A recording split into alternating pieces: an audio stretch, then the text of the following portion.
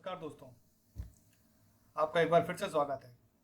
चलिए आज हम बात करते हैं शिव पुराण सीरीज से ओमकार मंत्र के बारे में, जो कि प्रणव मंत्र ओमकार कहलाता है। ओम, जैसा कि हम सभी जानते हैं, किसी भी मंत्र की बात करते हैं या किसी भी तरीके की पूजा पाठ जब हम करते हैं तो ओम हम बोलते हैं। ओम का बोलना बहुत ज़रूरी होता है।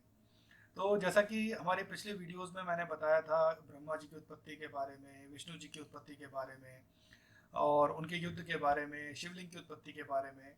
तो ये सब होने के बाद एक बार ब्रह्मा जी और विष्णु जी दोनों कैलाश पर्वत पर शिव जी से मिलने गए और वहाँ जाकर उन्होंने उनको श्रद्धापूर्वक नमस्कार करके पूछा कि हे प्रभु, सृष्टि के पांचों कृत्यों के लक्षण के बारे में हमें बताइए। तब स्वयं महादेव ने सृष्टि के पांच जो कृत्य होते हैं, लक्षण होते हैं, उनके बारे में उन्हें बताया। और वो इस तरीके से है कि जो पहला कृत्य होता है वो होती है सृष्टि, दूसरा होता है पालन, तीसरा होता है संहार, चौथा होता है तिरोभाव और पांचवा होता है अनुग्रह।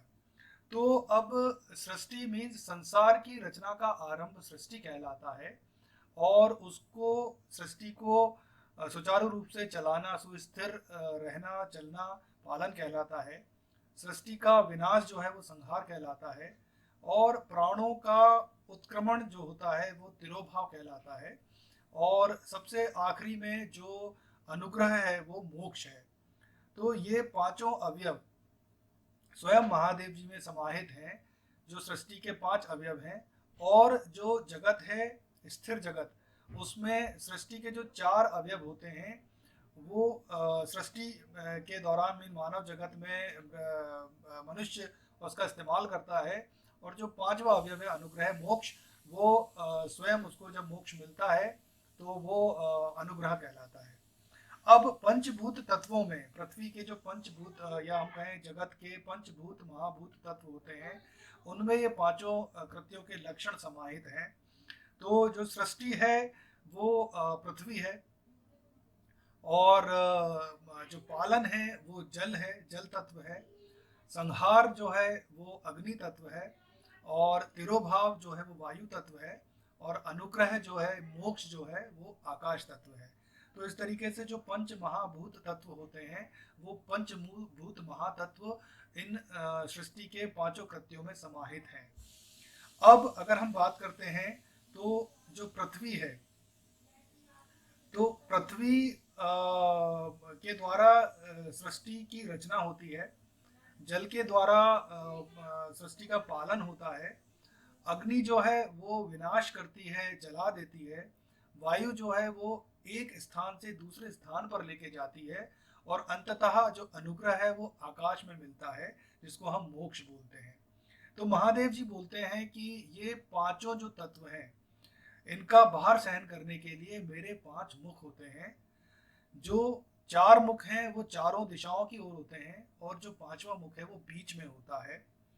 और अलग अलग दिशाओं में होने के कारण ही हर एक भाव का उसमें समाहन है।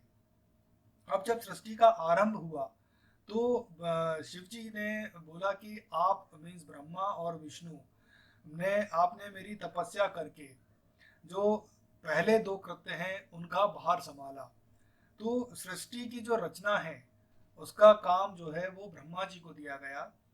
सृष्टि का जो पालन है वो विष्णु जी करते हैं। इसके बाद शिव जी के दो और रूप होते हैं जिसको विश्व रूप बोलते हैं। एक होता है रुद्र और एक होता है महेश्वर। तो जो संहार का काम है वो रुद्र का काम है, रुद्र के द्वारा होता है। और जो तिरोभाव है वो महेश्वर के द्वारा होता है। अंततः जो मोक्ष है वो स्वयं शिव के द्वारा होता है। तो महादेव बोलते हैं कि अगर मोक्ष प्राप्त करना है तो इन चारों भाव से निकलने के बाद स्वयं शिव को प्राप्त करना होगा। वो मोक्ष मेरे द्वारा ही किया जाता है, मेरे द्वारा ही हो सकता है। अब ओमकार जो प्रणव मंत्र है, सबसे पहले शिव जी के मुख से ओमकार ध्वनि का प्रकट हुआ था, प्राकट्य हुआ था। तब ओमकार एक्चुअली है क्या, जिसके बारे में हमने ये वीडियो स्टार्ट किया था। तो ओमकार जो है वो भी इन पांच अवयवों या पांच तत्वों का या पांच लक्षणों का मिश्रण है। जिसमें सबसे पहले आता है अ अकार, उ उकार, म मकार, बिंदु और नाद। अब जैसा कि शिव जी ने कहा था कि मेरे 5 शीश जो हैं इस पूरी सृष्टि के पांचों लक्षणों का भार सहन करते हैं और वो चारों दिशाओं में समाहित हैं। तो जो उत्तर दिशा है वहां पर होता है अकार मतलब अ।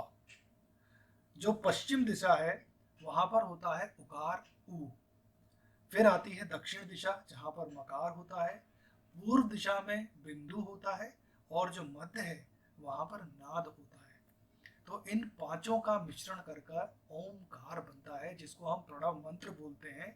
और पूरी सृष्टि, स्त्री पुरुष या जो भी सृष्टि के पात्र हैं, हम सब ओम में समाये हैं। हम सभी के अंदर ओम है, हम सभी के अंदर त्रिदेव का वास है और हम ओमकार के अंदर समाये हैं या हम ओमकार हैं।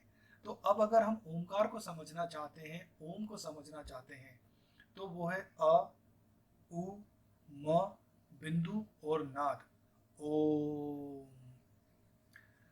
आगे हम ओमकार के बारे में, भगवान के बारे में, पंचभूत महातत्वों के बारे में भी और जानकारियों के बारे में डिस्कस करेंगे।